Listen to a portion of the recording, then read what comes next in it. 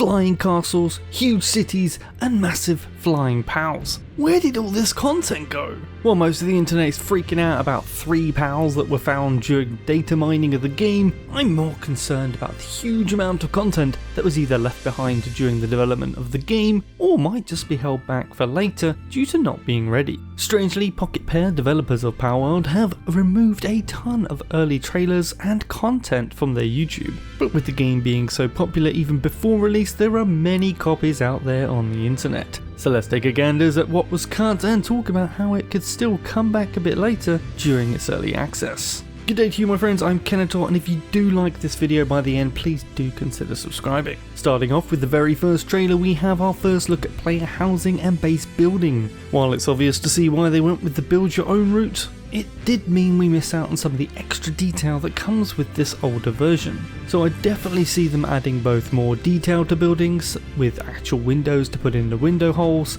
as well as maybe other shapes and styles of wall, and more decorations. Players would absolutely love this, and they would certainly have the funding for it, since they hit freaking 19 million players across Steam and Xbox. Something we probably won't see until at least the PvP update that we already know is coming later down the line is destructible scenery, because if you're going to be able to blow up each other's bases, then you probably should be able to blow up the ruins that they might have built them into. And if you could combine these sort of explosions with mining, well, that would surely make mining a hell of a lot easier and a lot more fun. Another thing I know some players just love doing in games is fishing, be it to attract water pals or get food for the survival aspect of the game. Now while I don't see this one coming back, I certainly wouldn't rule it out either. Also, can we just note the ship in the background here? I, along with most of you, have probably been around every island in the game by now, and not once have I seen how anyone got to these damn islands. This was obviously thought about before, so I'd like to see a little bit more of that come through in the future content as well. Having more story to tie everything together would be a really great addition. As we can see, the bosses in the towers were not the only characters designed for the game. It certainly seemed like there was a lot more to the world back in the day, and not just with other NPCs, but also locations. There seemed to have been a lot more town style areas that are quite a bit bigger than what we have in the game now. And this follows through to the second trailer too, which kicks off with a large castle and floating islands, which later gets dwarfed by this even larger city with even more floating islands. So where did all these locations go? Not to mention this absolute chat of a pal that they ride in on during the scene. If all of this was built onto one large floating island, this could certainly be easily added to the current game, since it could just be floated in and parked literally anywhere on the map.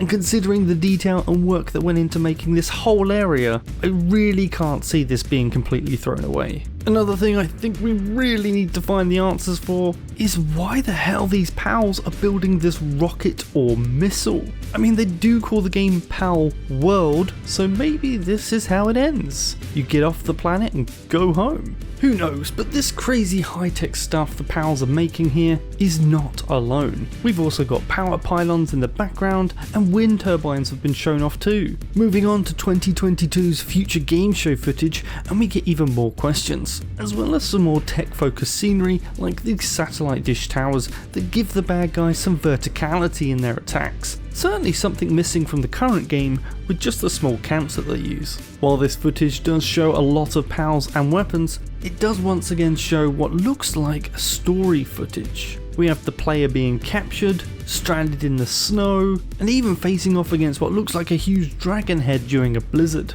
Were all these scenes just purely made for marketing? Or is Pocket Pair really holding some big engaging content back because it's not finished yet? Sadly, we'll just have to wait and see. Something from the second trailer that could also be part of a later PvP update is this arena location. We could certainly see both in-world PvP fights happen, as well as arranged fights in an arena. These arena fights could be just PAL versus PAL, and could even be a team of up to 3 to 5 pals each. I think it'd be really cool to watch as they all firing off their moves and running around and repositioning themselves. And we could even see some sort of new gameplay added where different pals have synergies with each other, or even combo moves, so you don't just end up using the legendary pals. The options here could get really fun if they wanted to experiment with it. What I do know that will definitely have to come sooner or later is the top left of the current map, the Big Tree. Mentioned at the very start of the game as to holding the truth, it could even be the endgame. Or it could just be a way to transfer to a different map.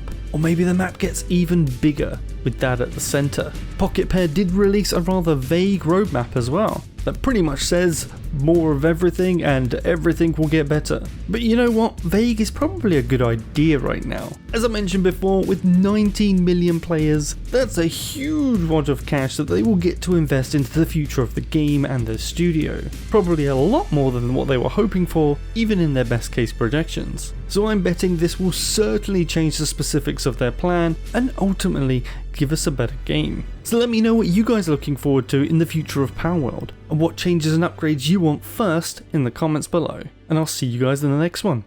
Kenator, out.